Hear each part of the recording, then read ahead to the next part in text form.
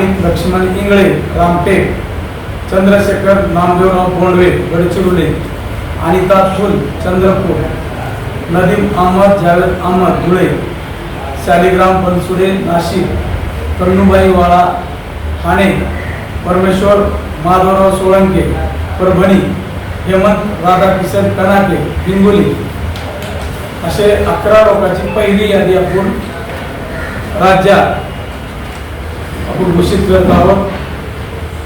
राष्ट्रीय किसान बहुजन पार्टीच्या वतीने सार्वत्रिक निवडणूक लढवण्यात येत आहे. त्या अनुषंगाने महाराष्ट्रात राज्यामध्ये आमच्या पार्टीच्या वतीने उमेदवाराची यादी घोषित करण्यात आज येत आहे. देशभरातील शेतकरी, कष्टकरी, शेतमजूर, कामगार यांचा आवाज लोकसभा निवडणुकीद्वारे दिल्लीमध्ये पोहोचविण्यासाठी आम्ही स्वबळावर निवडणूक लढवित आहे.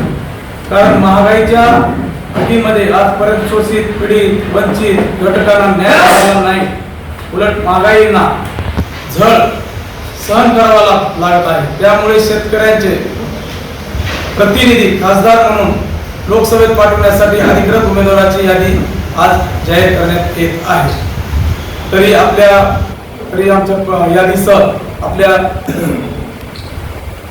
पेपरमध्ये, न्यूज मीडियामध्ये सर्वांची नाव घोषित करावी हे सर्वांना माझ्या राष्ट्रीय किसान बहुजन पार्टीच्या वतीने विनंती आहे. धन्यवाद.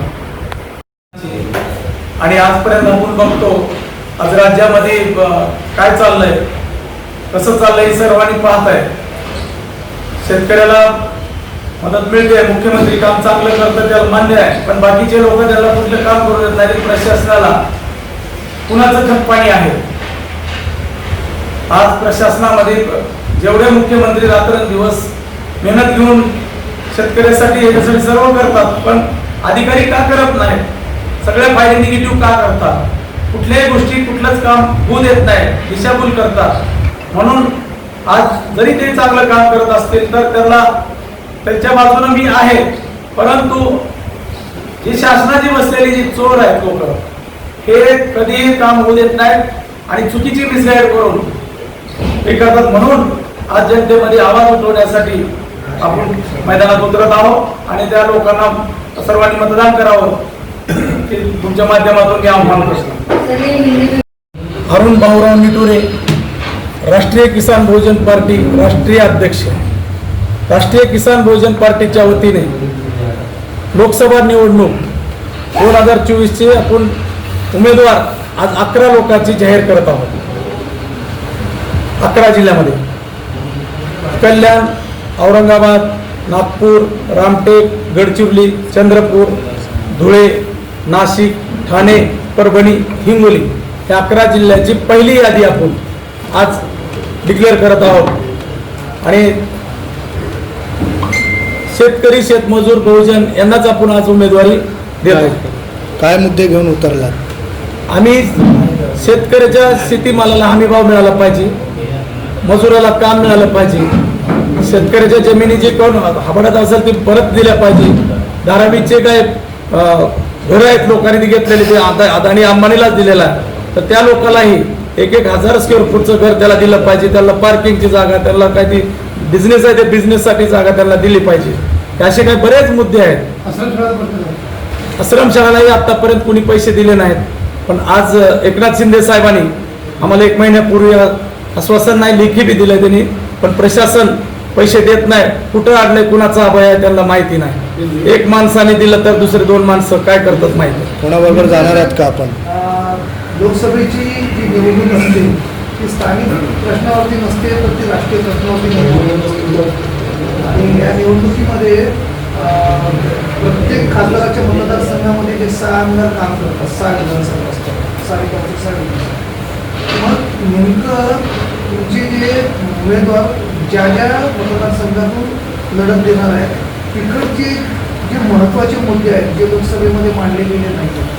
10 वर्षाच्या कार्यकाळामध्ये मोदी सरकारच्या आणि त्याच्या आधीच्या मनमोहन सिंगाच्या कार्यकाळामध्ये नागपूर राहू शकतो. असे कोणते मुद्दे आहेत जे तुम्हाला घेऊन जनतेसमोर जावेसे वाटते? शेतकऱ्याच्या शेतीला हमी भाव मिळाला पाहिजे, महत्त्वाचं. आज शेतकरी संकटात आहे, शेतमजूर संकटात आहे आणि मुद्दे जे आहेत हे लोक जे आहेत ती पुढारीपणा 5 वर्षे कसे गेले कुणालाच कळालं नाही. कोण सत्तेत आहे आणि कोण विरोधक आहे हे समजलेलं नाही. आज सगळी जनता संभ्रमात पडलेली आहे. म्हणून आम्ही एक नवीन पक्ष आमचा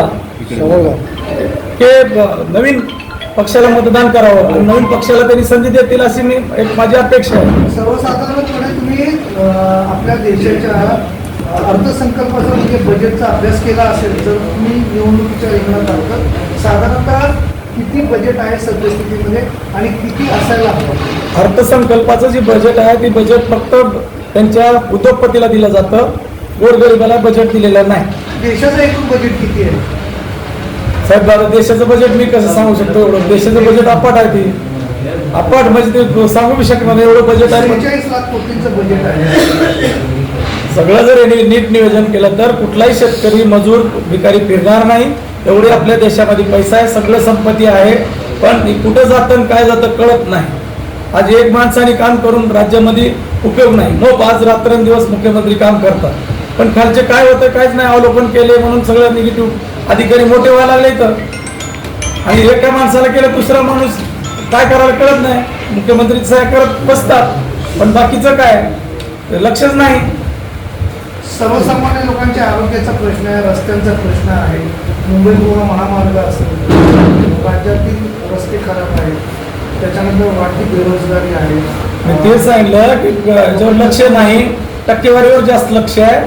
आज कुठलीही फाईल असेल, कुठलं काही असेल, कुठलंच फुकट होत नाही. आणि जर कुठलं फुकट झालं असेल तर मला कुठल्याही चौकात फाशी द्या. काल रात्री कुठलं फुकट होत नाही कुणाचं. काल रात्री दिल्लीचे मुख्यमंत्री अरविंद केजरीवाल यांना करून अटक करण्यात आलेली आहे. आम आदमी पक्षामध्ये दमनकारी वृत्ती आहे सरकारची. तुमचं नेमकं काय म्हणणं आहे?